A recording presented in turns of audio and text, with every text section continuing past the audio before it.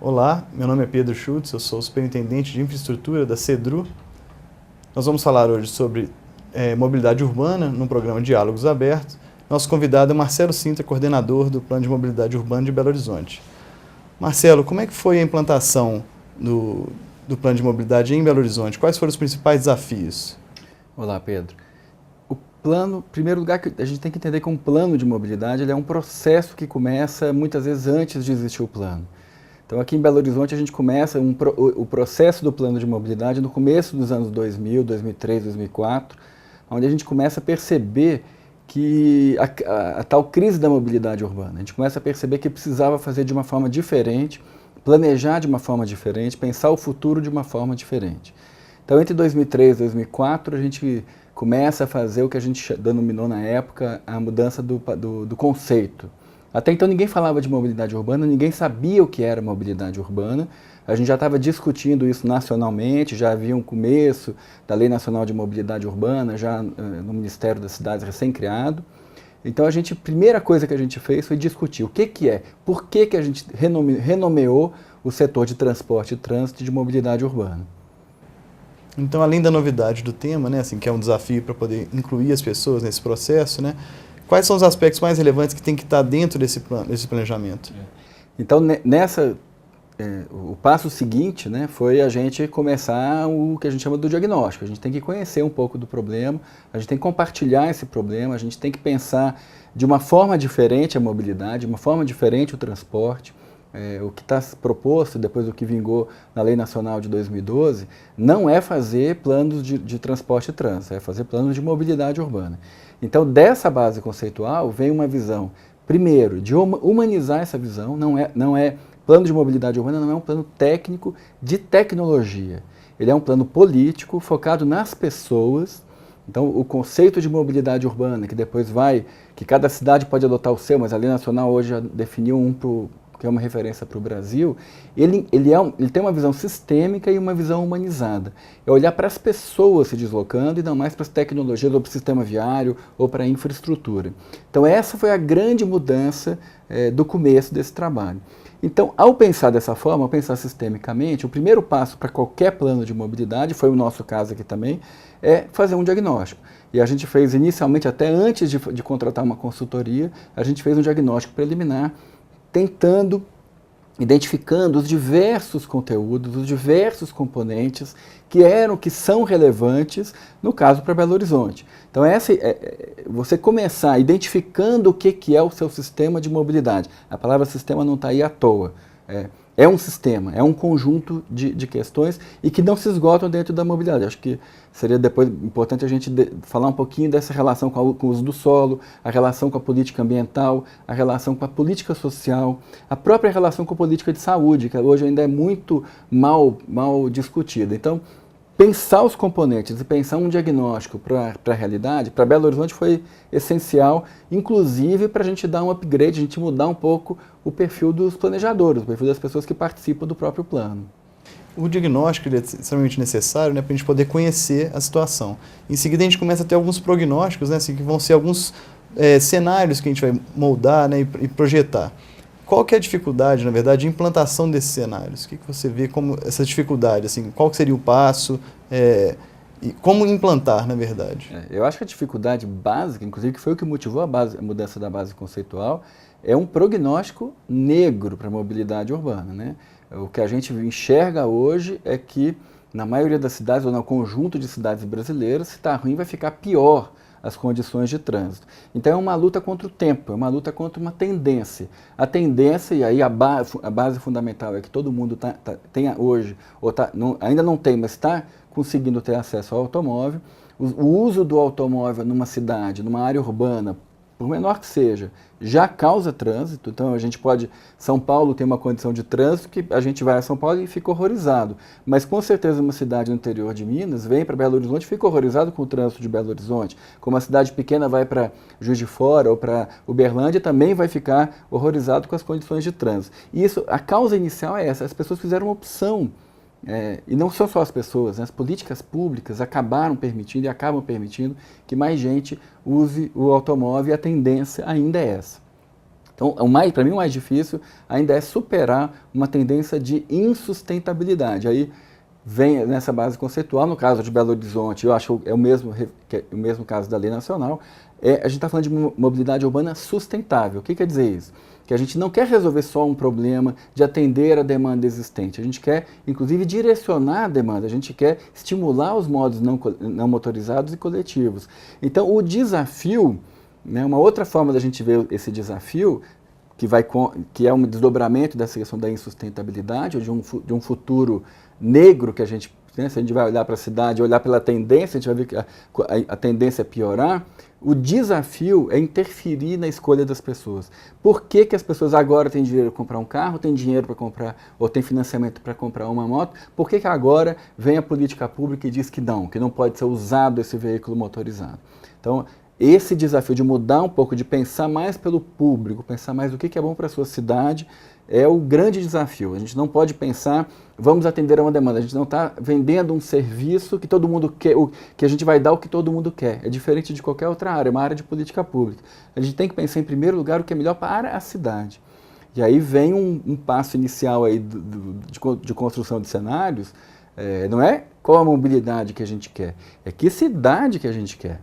O ponto, né, você trabalha com a área com desenvolvimento de planejamento urbano, desenvolvimento da região metropolitana, e a gente, na época que a gente começou o plano de mobilidade em Belo Horizonte, uma das primeiras questões era essa. A mobilidade ela não é um serviço em si, não é uma política em si, ela está a serviço da política urbana. Então, se a gente não souber o que a cidade quer, para onde que ela quer ir, e aí a gente tem os planos diretores para dizerem um pouco para onde a cidade quer ir, a gente não sabe que mobilidade vai ajudar essa cidade a ser diferente nesse futuro. Exatamente. A 12.587, né, ela vai estipular, na verdade, que os municípios que deveriam ter o plano diretor, né, ou seja, que todos aqueles obrigados por lei, eles devem agora fazer o plano de mobilidade.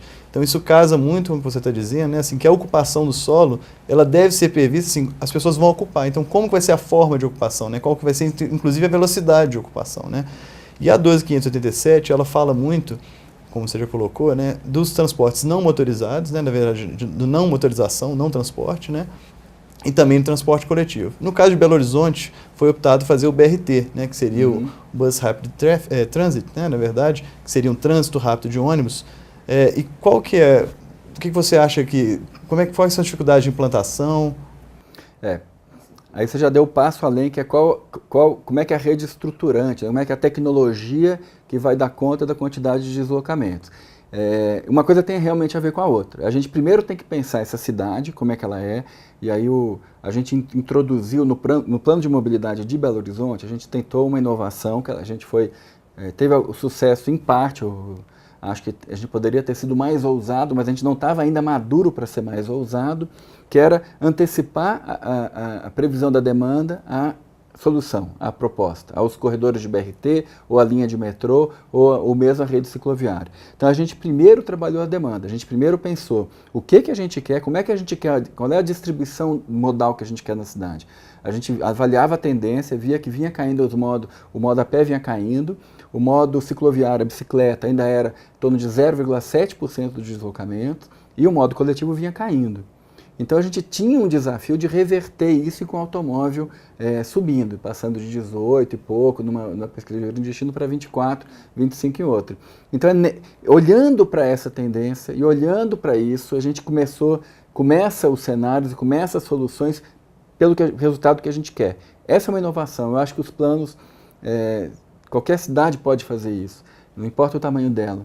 Se ela pensar primeiro como é que ela quer o futuro da cidade, e aí voltando à questão do uso do solo, que eu acho que é imprescindível, porque aonde as pessoas moram, aonde elas trabalham, onde é que elas vão fazer lazer, saúde, escola, etc., é que define cada viagem. Você só sai de casa se você mora aqui e vai trabalhar no outro local, ou vai estudar, ou vai fazer uma compra. Então, aonde as pessoas se localizam na cidade é o ponto de partida da viagem, da mobilidade. Então a gente fez essa inovação e acho que as cidades têm que fazer. Primeiro pensar, eu quero mais gente andando a pé, eu quero manter as pessoas andando a pé, e aí o andando a pé a gente tem que lembrar que não é como exclusão, não é? Andar a pé é bom para quem quer andar a pé, para quem se beneficia de andar a pé. ele não é bom para quem não tem dinheiro para andar de ônibus, para quem está excluído, que acaba andando longas distâncias porque não tem o recurso de pagar a tarifa, né? Então, o modo a pé, é uma rede cicloviária, por exemplo, tem cidades médias e pequenas em Minas que usaram muito a bicicleta e esse modo está sendo substituído pela motocicleta. É isso que a cidade quer, ela quer reforçar uma tendência da motocicleta, ela quer reverter. No caso de Belo Horizonte, a motocicleta ela aumentava mais de 20% ao ano, enquanto a frota aumentava 7%. Né? Então, hoje está começando a cair, ela tá já tem uma boa parte da frota municipal. Aí chegando nas soluções, chegando no BRT. Aí, mesmo assim, no caso de Belo Horizonte, que é uma grande cidade com 2.300.000, 400.000 habitantes, numa região metropolitana de 5, no caso de Belo Horizonte, por mais que a gente queira o modo a pé, o modo coletivo ele é estruturante. Ele é o que vai dar sentido à metrópole, o que vai dar sentido à grande cidade. Então, a conclusão que a gente teve na época, né, entre o diagnóstico, essa parte que a gente chama de plano de gestão da demanda, e o que a gente veio a chamar de plano de melhoria da oferta, que é o desenvolvimento das ofertas, a gente falou, olha, temos um metrô. O metrô, ninguém tem a menor dúvida de que é uma boa solução. Mas ela é uma boa solução para alguns corredores onde tem uma demanda muito alta, porque ele é caro. E ele demora a chegar, como é o caso de Belo Horizonte, que a gente levou muito tempo para implantar uma linha de metrô em Belo Horizonte. Então a conclusão nossa é a seguinte, vamos continuar apostando no metrô, numa parte do sistema. Mas vamos pensar a cidade estruturada, e estruturada para atender o plano diretor, no caso a gente tinha um plano diretor muito bom de 96, que previa a descentralização e a desconcentração. Então vamos criar uma rede, pensar em rede, não pensar em corredor. Vamos pensar em rede. Aí propusemos uma rede estruturante, a gente tem um metrô e qual tecnologia que tinha disponível.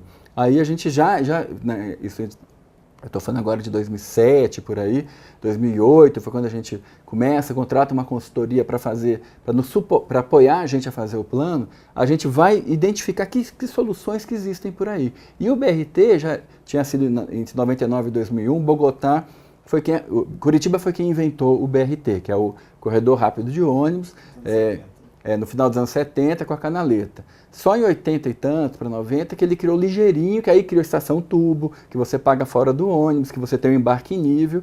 Juntando isso tudo de Curitiba, Bogotá em 99, com ônibus brasileiro, engenheiro brasileiro e um bom político, um conjunto de bons políticos, que era o Antanas Mocos e o Henrique Penhalosa, 2 prefeitos sucessivos em Bogotá, propuseram o Transmilênio em Bogotá, que foi uma revolução na cidade, até hoje ainda é uma boa solução. A gente olhando para essa tecnologia, a gente falou, ela é rápida, ela tem tecnologia disponível no Brasil e ela atende o patamar de demanda que a gente tem, onde não precisa do metrô, onde a gente não vai continuar esperando o metrô, e a gente propôs então essa rede estruturante de BRT, que está sendo implantada agora em 2014, começou a operar já o primeiro corredor.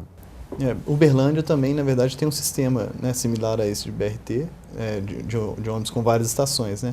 Nesse sentido, porque várias cidades mineiras, né, a gente percebe que não é uma demanda tão grande. Né? Assim, as cidades elas são pequenas. Se a gente for pegar as cidades com mais de 20 mil habitantes, são só 178 municípios. Então a gente vai encontrar dos 853 municípios, né, vários municípios são muito pequenos, que são exatamente essas pequenas centralidades, né, que são mais interessantes, na verdade, interligar essas centralidades, aí dentro da centralidade a pessoa conseguir se mover com qualidade, né, tendo via compartilhada, tendo calçadas acessíveis, né, e adequadas.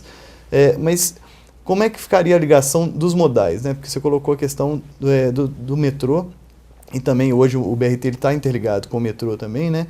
E a gente vê em alguns outros lugares a iniciativa de interligar também as bicicletas, né? O governador Valadares tem uma rede cicloviária também muito grande, Patinga também tem, né? Eu acho que essa ideia da centralidade é uma ideia, não é nova, mas vem sendo usada no plano diretor metropolitano em Belo Horizonte também, está sendo usado muito esse conceito, e agora na revisão do plano diretor do município de Belo Horizonte também está sendo proposto. A ideia de pensar uma cidade por sua centralidade, qual que é a ideia da centralidade? Ela vai na contramão do que foi o planejamento modernista e por zona durante algumas décadas no Brasil. Durante muito tempo a gente achou que um pedaço da cidade era para morar, um pedaço da cidade era para ter comércio, outro era para ter indústria, outro era para ter hospital, e esqueceu que para você sair da sua casa e chegar nesses lugares precisava da mobilidade. Isso gerava mais necessidade de viagem. A ideia da centralidade e de uma rede de centralidades é fazer o caminho oposto. Vamos então levar o centro para perto do bairro. Já que a cidade ela aumentou e pulverizou com normalmente bairros dormitório, se você leva mais, além da centralidade, o uso misto, né, você ter comércio, serviço, você ter todo tipo, até mesmo a pequena indústria, mesmo em ruas menores, desde que o impacto seja controlado, você aproxima a moradia do emprego e do comércio e do serviço. Então a ideia de uma rede de centralidades ela é importante e cabe em qualquer município, mesmo municípios menores, que tem que preparar o futuro da sua cidade. Então, às vezes não é uma rede imensa, mas às vezes 2 ou 3 centralidades. Quando eu falo centralidade, não é um outro centro. É algo, vamos estimular aqui um comércio, no mínimo a centralidade local, que é o comércio local, o comércio de primeira necessidade. Porque se a gente fizer uma avaliação das nossas cidades, mesmo Belo Horizonte, tem uma boa parcela da população que mora muito longe de uma padaria, de um açougue, de uma mercearia. Então, pensar a partir da centralidade. Aí o transporte coletivo faz a conexão entre essas centralidades. Porque você não tem como garantir que todo mundo trabalhe e use a cidade só de vizinhança. Então, precisa dessas conexões. E aí você falou bem, Uberlândia foi inovadora nesse conceito de corredor em Minas Gerais. Juiz de Fora tinha feito corredor antigamente, né, já tem acho que 20 anos, né? Da década de 90, os corredores, inclusive de Juiz de Fora, foram uma experiência muito interessante. E Uberlândia com um conceito de BRT, de circulação rápida, já um pouquinho mais avançado. Então, a cidade de médio, pequeno porte, eu acho que realmente não cabe um grande corredor, ela tem que ainda estruturar o seu sistema de linhas. Mas a partir de um certo porte, já prevê ali um corredor conectando, e ao longo do corredor também tem um conceito que Belo Horizonte tem adotado, a gente propôs no Plamob e depois foi incorporado ao plano diretor, por outros motivos, não só por causa do Plamob, que é o adensamento ao longo do corredor. Aonde você tem linha de metrô, linha de ônibus, é ali que a cidade deve crescer. E foi um erro no passado, a gente deixou a cidade crescer onde não tinha capacidade. Então, até na linha de ônibus, nesse pequeno corredor, que você vai garantir a prioridade de circulação, para ele não ficar misturado com esse monte de carro, para ele chegar rápido e estimular essa conexão entre as centralidades ou entre polos de atração da própria cidade. Uma outra conexão importante, né, quando a gente fala de interligar modais, né, é a questão de colocar estacionamentos perto desses grandes terminais, né? Ou seja, a pessoa ela deixaria o carro em algum espaço e aí ela optaria por trabalhar ou no transporte público, ou de bicicleta, ou a pé, né? Tem algum tipo de estímulo desse dentro do plano de mobilidade de Belo Horizonte? No primeiro estudo, né, ele previa em algumas estações de integração de ônibus, inclusive de metrô, na Vilarinho, o bolsão de estacionamento integrado. Só que é uma questão, um ponto importante que eu acho que é legal a gente chamar a atenção. Um plano, né, dentro dessa lógica de ser um processo, como eu falei desde o começo, ele não é, o resultado dele, apesar do que o mais visível são os projetos decorrentes disso, é o investimento que a cidade tem que fazer, a infraestrutura que ela tem que fazer, um plano é composto de projetos e de políticas. É um macarrão com molho. O projeto não vive sem a política.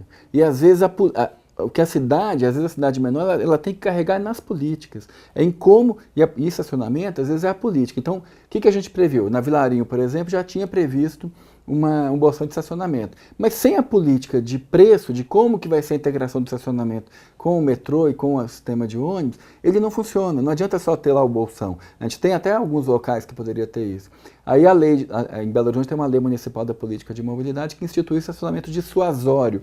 Um nome meio feio, mas é a mesma ideia. É um estacionamento associado ao transporte coletivo, para que quem mora um pouco mais distante possa sair de casa de carro e pegar o transporte coletivo. Mas ainda falta, em Belo Horizonte, ainda falta esse patamar da política de estacionamento associada ao transporte coletivo e até mesmo em algumas, na centralidade, a gente vem aos pouquinhos tirando o estacionamento da via. Não tem por que um carro, que é um bem privado, é a sua geladeira, é uma geladeira com roda que te leva para tudo quanto é canto, mas é um bem privado, não tem por que a gente usar o espaço que é público, a rua pública, e achar que é natural a cidade pegar um bem que é um bem escasso e colocar estacionamento. Então tem várias cidades, por exemplo, que já estão promovendo, e aí você tem que pensar uma política, tem que pensar uma estratégia para isso. Não é de um dia para a noite, é uma estratégia, que é retirada dessas vagas e alargamento das calçadas, ou para implantar ciclovia, ou para ampliar para o passeio. São Paulo agora acabou de lançar um programa criando inclusive a possibilidade de mini praças. Você tira ali 2 vagas e cria uma mini praça.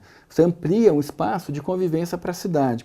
Então esse tipo é política. Então menos o projeto de BRT, do metrô, que é o que a gente mais vê, que exige muito dinheiro, que é normalmente o que o político acaba prometendo ou dizendo que não tem, né? Não resolve porque não tem o dinheiro. E esquece que na política pública você tem esse lado que é da política, das regras, da regulamentação, dos combinados. Né? Vamos combinar uma forma diferente de usar a rua, uma forma diferente de usar a cidade. E a gente tem visto muito, assim, a gente fez ano passado um trabalho junto com a Assembleia no Fórum de Mobilidade Urbana, e aí, na verdade, a gente percebeu que os municípios têm uma demanda, na verdade, uma ansiedade muito grande, exatamente como você colocou, para chegar na obra. Né? Então, eles falam muito na ideia do planejamento, mas já com o fim da obra. E a gente coloca assim, que como na verdade ele tem que estar vinculado à questão orçamentária, né, e a gente sabe que a maioria dos municípios não tem o dinheiro para poder executar essas obras, ele tem que prever os projetos e os planos, né? Ou seja, parte desse plano de mobilidade, ele pode fazer a previsão desses produtos, por exemplo, contratar uma pesquisa origem e destino, ou projetos exatamente de duplicação de tal via, ou de ampliação de tal via, ou se há viabilidade ou não. Como que isso é colocado em Belo Horizonte? Tem também essa previsão dos projetos ou, na verdade, os projetos, de certa forma, já estão selecionados e aí seria só a previsão de um executivo para a obra? Como que funciona isso? No Plamob, né, no Plamob de Belo Horizonte, Plamob BH, a gente criou 3 cenários. Dentro desse cenário tinha um conjunto de projetos de políticas. Então tinha um cenário que era com o horizonte de 2014, que a gente chamou de Copa do Mundo, que tem a realização da Copa do Mundo esse ano. A gente falou, para chegar em 2014 e resolver os problemas da cidade e prepará-la para receber a Copa do Mundo, a gente criou um conjunto de medidas. E 2 cenários com o horizonte de 2020. Um, se a gente tiver muito dinheiro ainda, e o outro, se a gente tiver menos dinheiro. Bom, na prática, a gente não conseguiu implantar, conseguiu muito dinheiro por conta da Copa do Mundo, implantou projetos que são importantes para a cidade, mas não todos que a gente previu para 2014. Então, com certeza o plano ele tem condições de colocar isso, mas não acaba aí de novo a história do processo. A definição e as oportunidades que Belo Horizonte vivenciou nos últimos anos de pedido de recurso, de definição de projetos, não foram só as que vieram que estavam desenhados no documento Plamob. Foram outras oportunidades que apareceram e a partir do que estava no Plamob, a gente estava um passo além para inclusive decidir. Agora, por exemplo, a gente fez uma solicitação de financiamento de faixas exclusivas em locais onde o Plamob não estava prevendo. Mas o que foi pedido está em total sintonia com o que estava no Plamob. Então esse processo, entender um plano, não vamos achar que ele é uma coisa mágica. Ele não é uma coisa mágica. Ele aponta um pouco para onde a gente quer ir. E a gente não vai seguir esse caminho retinho, não. A gente vai precisar fazer alguns contornos. Agora, a gente tem que realmente dar esses passos e garantir as bases disso.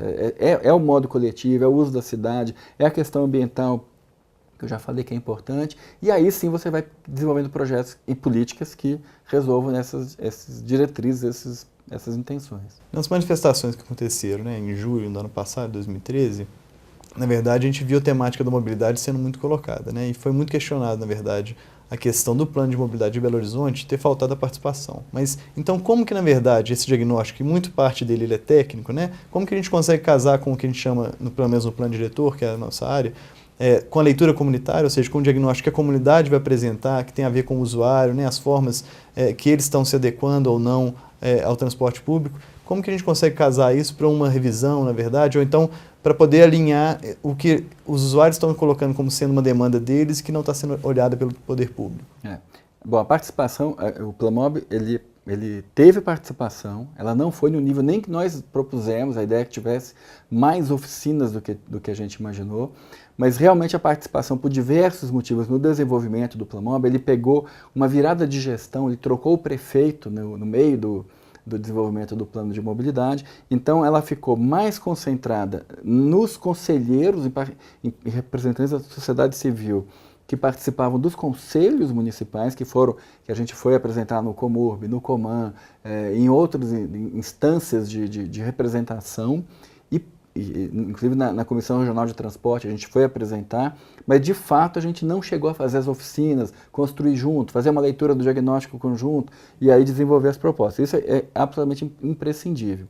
Sabendo desse nosso erro, e a Lei Nacional de 2012, né, ela vem trazer isso, ela coloca o plano de mobilidade, ele integrado, ele compatível ao plano diretor, e para isso ele tem que cumprir as mesmas premissas de um plano diretor, ou seja, tem que ser feito de forma participativa. O que a gente fez para corrigir esse erro?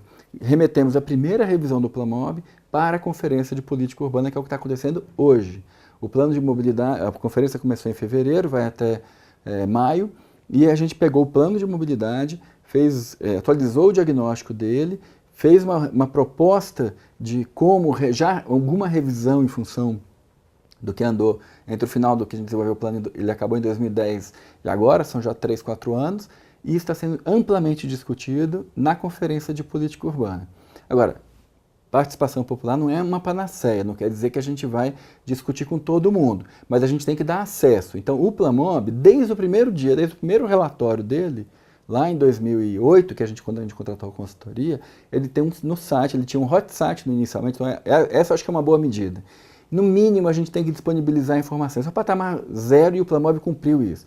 Todos os relatórios, quem quiser entrar no site da BH Trans vai ver lá observatório, e dentro do observatório tem todos os documentos do plano de mobilidade, todos. Então você vai poder acessar passo a passo o que está sendo desenvolvido. Eu recomendo que cada cidade use o meio digital, a rede, né, um hot site ou o site que existir da própria prefeitura, da Secretaria de Transportes, para estar divulgando pedaço a pedaço. E promova essas oficinas. Então agora como é que a gente está discutindo? São delegados, a Conferência de Política Urbana não é a cidade inteira, foi eleitos delegados do setor popular, técnico e empresarial, onde a gente coloca o plano em debate. Então essa crítica que a gente recebeu e que a gente concorda parcialmente, a gente está tentando corrigi-la agora em 2014, fazendo a revisão do plano de mobilidade dentro da revisão do plano diretor na Conferência de Política Urbana. Então, eu concordo plenamente que essa questão da participação ela é fundamental. Agora, o que toda a prefeitura tem que fazer ao pensar o plano? É soltar essas informações da melhor forma para atingir as pessoas. Então, você tem que buscar identificar quem são os formadores de opinião, os diversos grupos de interesse, e levar um material para discutir para cada grupo desse. Eu acho que isso seria, o melhor caminho. Isso a gente coloca muito no plano diretor, porque, na verdade, o processo de planejamento ele é inesgotável. Né? Assim, a gente está sempre planejando, avaliando e propondo uma nova solução. Né? Então, a gente sabe que as representações que são formadas nas conferências, e aí elas depois são encaminhadas para os conselhos, né? Essas são informações que a gente vê como legítimas. Né? Obviamente que as manifestações elas são colocadas muito importantes, porque elas vão colocar, às vezes, vozes que não estão inseridas dentro dessas representações, né? Mas que a gente percebeu, e foi uma coisa que a gente colocou muito no ano passado, é que foi um ano de muitas manifestações, mas ao mesmo tempo foi o ano das conferências, né?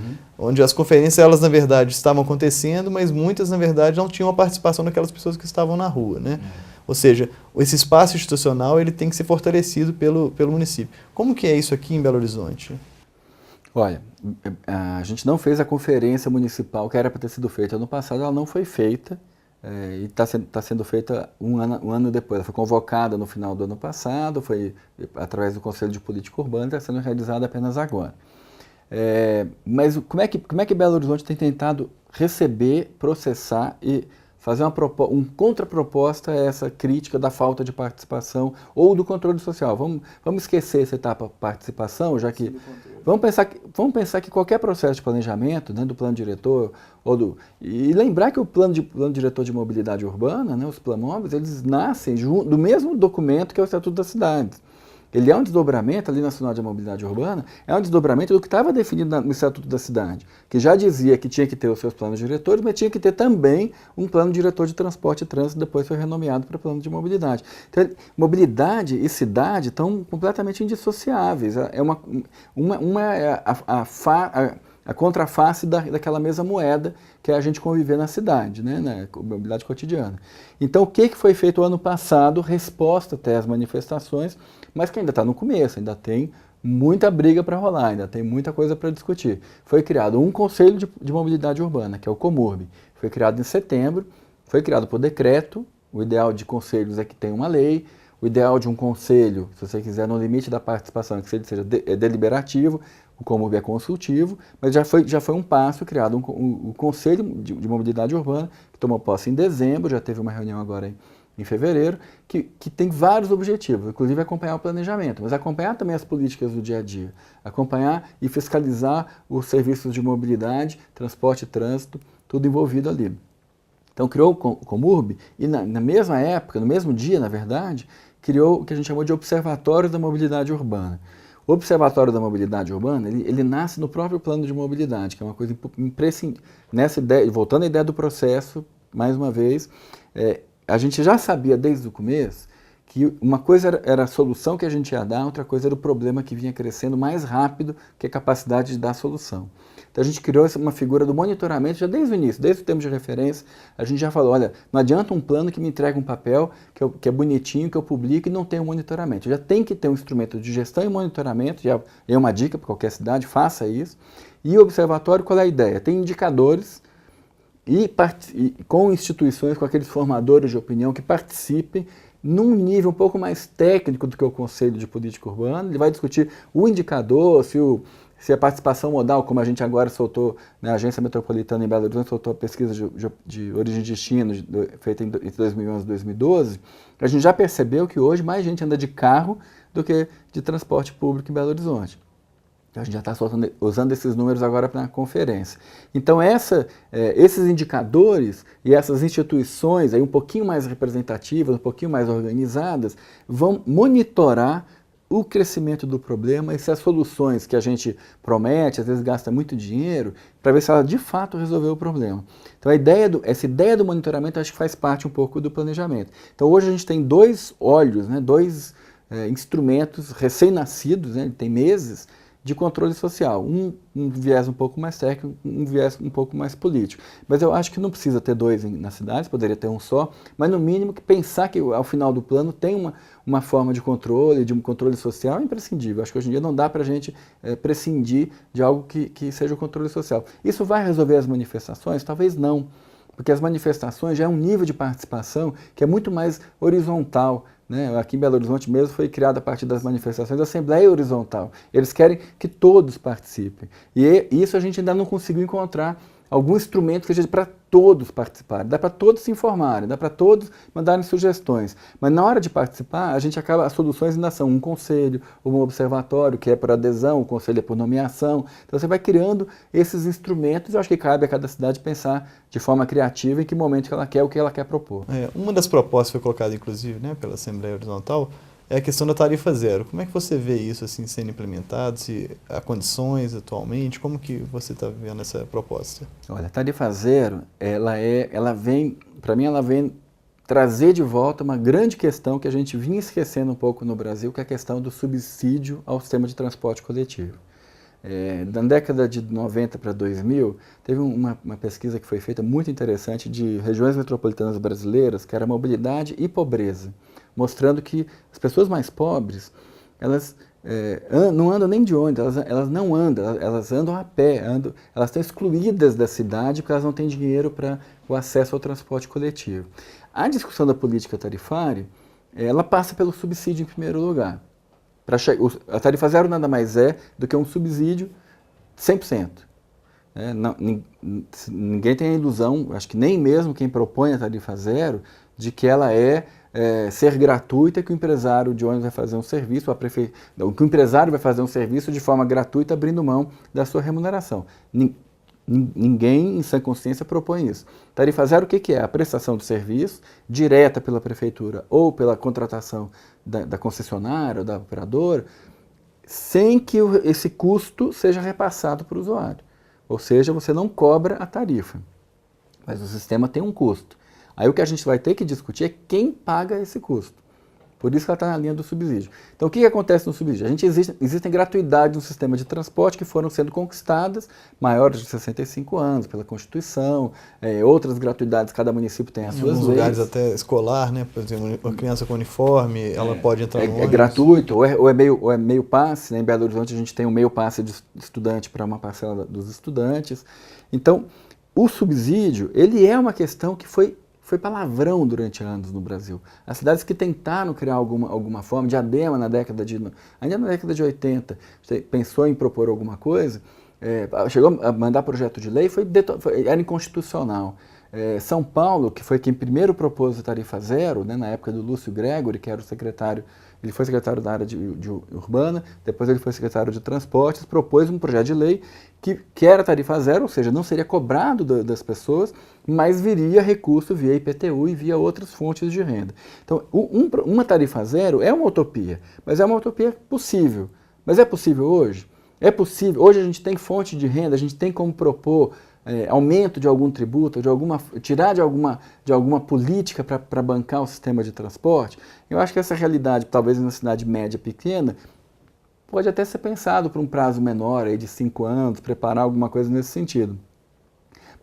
Mas ainda é uma utopia, ainda é um interesse, seria interessante, eu acho que ele traz no conceito da proposta da tarifa zero uma coisa muito interessante, que é essa coisa do público. Ninguém pensa que a escola pública vai ser paga, a universidade pública não é paga, a saúde pública não é paga.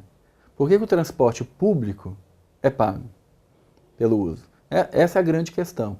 E junto com isso, eles trazem argumentos como, se não for pago, você tem uma liberdade de ir e vir, né, no sistema, além dos modos não motorizados, que você já tem uma certa liberdade, já tem total liberdade de ir e vir, ou praticamente total, teria no modo coletivo, então você teria uma cidade muito mais livre, muito mais interessante. Agora, a questão é de onde vem esse dinheiro.